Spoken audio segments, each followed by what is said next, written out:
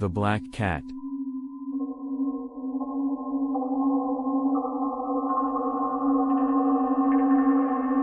It was a gloomy Sunday. I was traveling home to Nana's Grace home in Ohio. She's old and on her deathbed already. The last time I went home was a decade ago. Ever since my mom died, I never got a chance to visit my Nana. As I opened the cab's window, I felt the cold breeze oozing with the earthly comforting scent of home, a smooth, soothing freshness brushing the hair on my forehead. This place has felt nice and relaxing since, away from traffic and city noise. I have been traveling for 4 hours from California to Claremont County.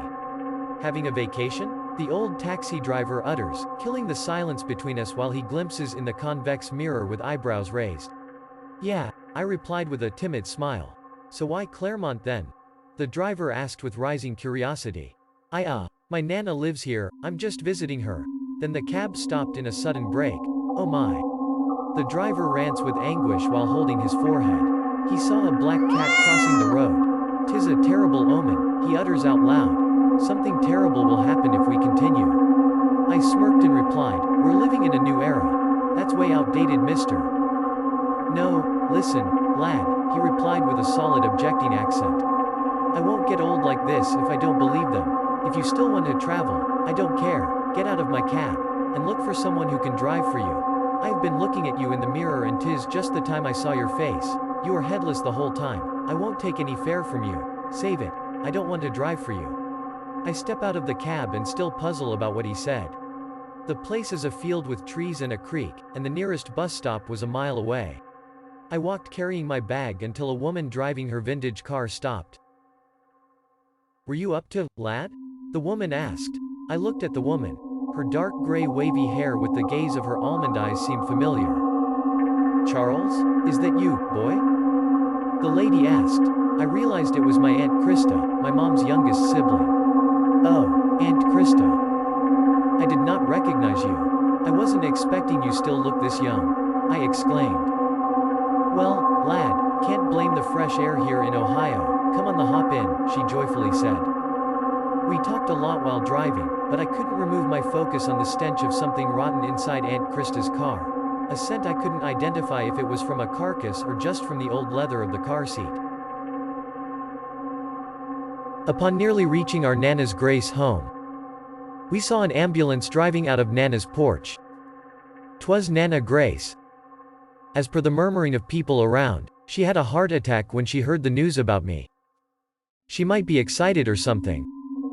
We drove following the ambulance, and my Aunt Krista dropped me at a shop to buy some flowers for Nana Grace. I walked past 3 halls, till I saw a small but vintage design flower shop. I go inside and look for a perfect flower for my Nana, but the shop owner doesn't seem to pay attention to my presence or any questions I ask. I picked some tulips up, and I remember my Nana's story about how much she loves tulips. As I was raising the tulips, the shop lady dropped her watering can like she was somehow freaking out by something. Water splashing in the floor while she murmurs something like a prayer. "Oh God, don't let any other entity inside my shop." "Ma'am? Are you okay?" I asked. Go. Take what you want and leave." The lady shouted. "Ma'am? What's the matter?" I asked with confusion. Go away. She still screams like someone's about to stab her." I put the tulips away and slowly walked out of the shop. I realize how strange it is. I walked past some shops until I reached the hospital.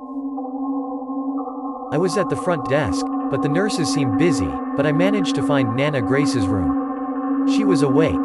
She held my hands weakly and spoke. "Child, you should not come here. You should stay where you are." "Shish. Nana, I am here already. Take a rest and gather some strength. We've got a lot of stories to catch up on," I said with a teary eye while pressing her hands. She slowly raised her right hand, pointing to the television, and I looked at the TV. How is this possible? The body that was found near Brush Creek was now identified. The victim was a 28-year-old male named Charles White. As per the autopsy report, the said victim was killed due to exsanguination. The investigation is still ongoing. As the reporter's voice slowly fades, my head spins with echoes and lights pounding my head. This could not be happening. No. A rattling sound awoke me. Thank God it was just a bad dream. I was in a car. I can't remember whose car I was in. I remember that I was riding a cab after my flight. It was dark outside, and I could hear a slow rush of water. Then I saw a figure slowly approaching the car. Something was not right, so I closed my eyes. You're still asleep. Maybe you inhaled a lot of chemicals. I hope that won't pollute your blood. That's a woman's voice. I slowly opened my eyes. Faint lights from afar slowly reveal the woman's face. Her face looks familiar. She seems like Aunt Krista in my dream, but how? She opened the car doors and slowly dragged me out. I was lying on the ground, barely opening my eyes and observing what she was doing. I saw a lot of candles surrounding a table-like altar, surrounded by human-like figures with distorted masks. 3 figures approaching and carried me. I wanted to scream, and I am trying to move. I wanted to escape, but I can't. I can hear them murmuring, but I can't understand whatever language they spoke. They put me on a table, and I saw my aunt, Krista, holding a knife. Everyone around is chanting, "Sorry Charles, first need my youth." She whispered as she raised her hand holding a knife, "Ego hak tibi. Ego hak tibi. Ego hak tibi." She screams as she stabs me in the chest with the knife. Tit, tit, tit. My alarm beeps. It was 5:30 a.m. I woke up with grains of sweat while chasing my breath and holding my chest. I breathe deeply. It's a nightmare within nightmares. I sit up and stretch my arms. I need to be ready for my flight to Ohio. I stood up, went to the kitchen, and opened the fridge. A cold wind brushed my nape, and the kitchen windows were open. I heard a whisper. I didn't mind it since I needed to prepare and didn't want to be late for my flight. As I walked past the halls, crossing the traffic roads to wait for a cab, I saw a black cat crossing my way. Then an old lady sitting on the bench told me, "Lad, got to go back and cancel your plans." Then every detail of my nightmares flash. I walk around, I realized that it might be a warning. I dialed my Nana's Grace number, then